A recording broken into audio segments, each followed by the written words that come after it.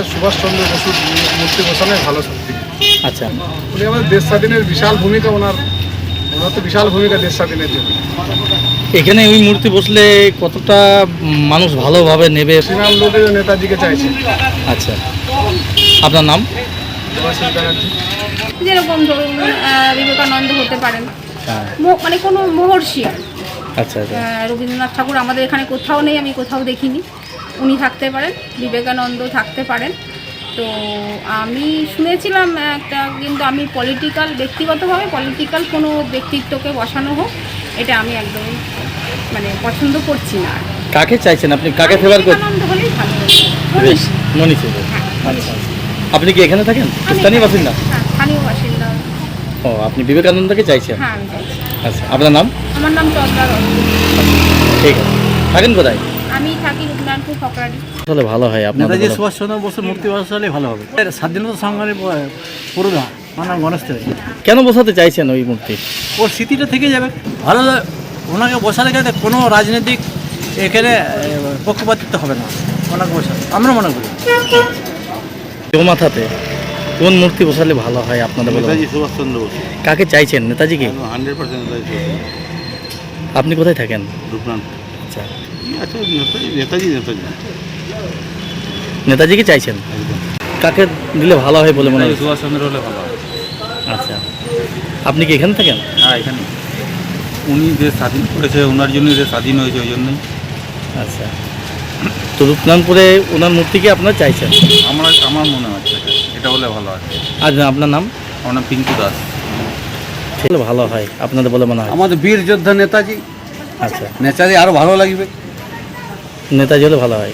দেখুন, আমার মনে হয় যে কোনো রাজনৈতিক পক্ষপাতিত্ব না করে এমন একজনের মনীষীর বসানো উচিত যিনি কোনো দলকেই প্রতিনিধিত্ব করেন না।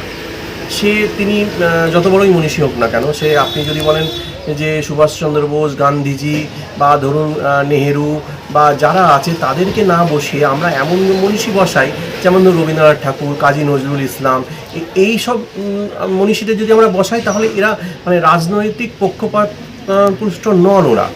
সেক্ষেত্রে আমরা জনসাধারণের কাছ থেকে যে রেসপেক্টটা, অবশ্যই আজকে নেতাজি বলুন, মহাত্মা গান্ধীকে আমরা রেসপেক্ট করব, কিন্তু এই সব মনীষীদের যদি আমরা বসাই তাহলে আমার মনে হয় যে আরও বেশি পরিমাণে মানুষের কাছে আমরা সাহিত্য সংস্কৃতির দিকগুলো আরও ভালো করে তুলে ধরতে পারব। আচ্ছা, আপনার নাম? জয়দীপ দত্ত। আপনি থাকেন? আমি ফকরাডিতে। আচ্ছা, কাকে চাইছেন?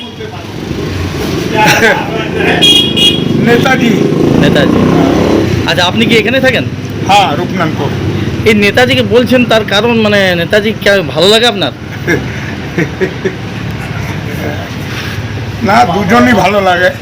আচ্ছা, দুজনকে। ঠিক আছে, আপনার নাম? পারভিন রবিন। আচ্ছা, ঠিক আছে। আমি নীলাঞ্জন সরকার, বাংলা পক্ষ, পশ্চিম বর্ধমান জেলার জেলা কমিটির সদস্য।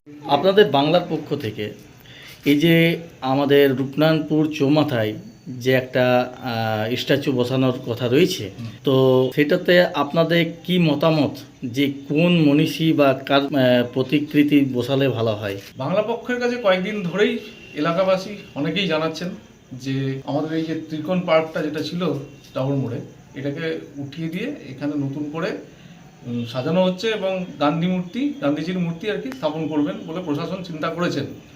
খুব ভালো উদ্যোগ, প্রশাসনকে সাধুবাদ জানাই। গান্ধীজির প্রতি পূর্ণ সম্মান জানিয়ে বলি, গান্ধীজি তো অবশ্যই চতুর্দিকে রয়েছেন, চতুর্দিকে গান্ধী মূর্তি আমরা খুঁজলেই পাই, কিন্তু বাংলার মাটিতে বাঙালির জন্য 86% বাঙালির ট্যাক্সের টাকায় যদি কোনো মূর্তি হয়, আমরা বাঙালি হিসেবে চাইব সেটা বাঙালির দেশনায়ক, মহানায়ক নেতাজির মূর্তিই হোক। তার কারণ আছে, তার কারণ হচ্ছে এই দেশ স্বাধীন হয়েছে বাঙালির রক্তে, এটাতে কোনো দ্বিমত নেই। আপনি আন্দামানে সেলুলার জেলে চলে যান, সেখানে গিয়ে আপনি লিস্ট দেখুন, এক তালিকা রয়েছে, সেই তালিকার মধ্যে 585 জন কয়েদির মধ্যে 398 জন খালি বাঙালির লিস্ট পাবেন আপনি। এছাড়াও বিভিন্ন রাজ্য থেকে আরও হয়তো 50 জন বাঙালি পাবেন।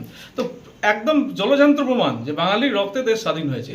তো তাহলে আমাদের ভূমিতে দাঁড়িয়ে, বাংলার ভূমিতে দাঁড়িয়ে বাঙালি বলতেই পারে, বাঙালির মনীষীর অভাব তো নেই, প্রচুর মনীষী, কিন্তু তার মধ্যে শ্রেষ্ঠ মনীষী যদি ধরি তাহলে নেতাজিকে ছাড়া আমরা কাউকে প্রথম ইয়েতেই ভাবতে পারি না। তো আমরা চাইবো অবশ্যই ওখানে নেতাজির মূর্তি স্থাপন করা হোক, এবং এর জন্য যা যা করার বাংলা পক্ষ ডেপুটেশন দেওয়ার থেকে শুরু করে যেগুলো করবে সেগুলো খুব তাড়াতাড়ি আমরা শুরু করব।